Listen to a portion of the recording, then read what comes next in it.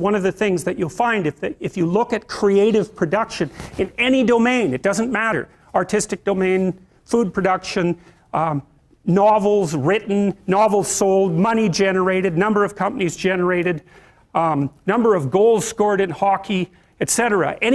Or number of paintings painted, number of compositions written, anything like that where the fundamental underlying measure is human productivity, what you find is that a very tiny percentage of people produce almost all the output.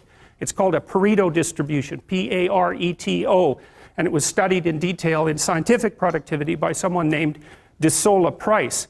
It's a square root law, so here's the law fundamentally.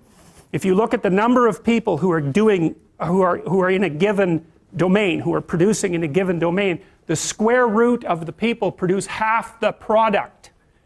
So that means if you have 10 employees, 3 of them do half the work, but if you have 10,000 employees, 100 of them do half the work.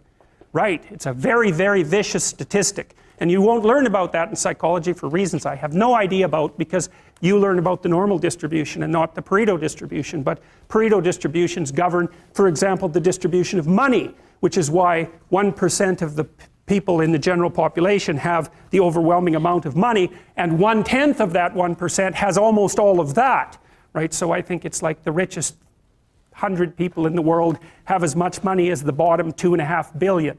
And you think, well, that's a terrible thing, and perhaps it is, but what you have to understand is that that law governs the distribution of creative production across all creative domains, right? It's something like a natural law. And we'll talk about that more, but imagine what happens when you play Monopoly. You've all played Monopoly. What happens when you play Monopoly? One person ends up with all the money. All right, then you play another game of Monopoly. What happens? One person ends up with all the money. It's actually the inevitable consequence of multiple trades that are conducted randomly.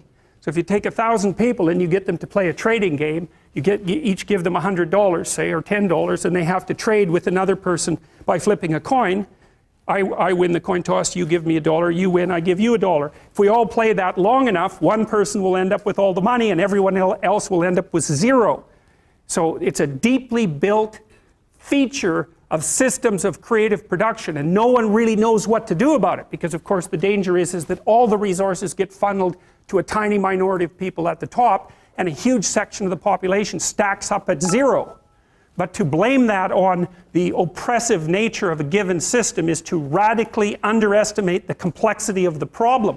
No one actually knows how to effectively shovel resources from the minority that controls almost everything to the majority that has almost nothing in any consistent way, because as you shovel money down, it tends to move right back up, and it's a big problem.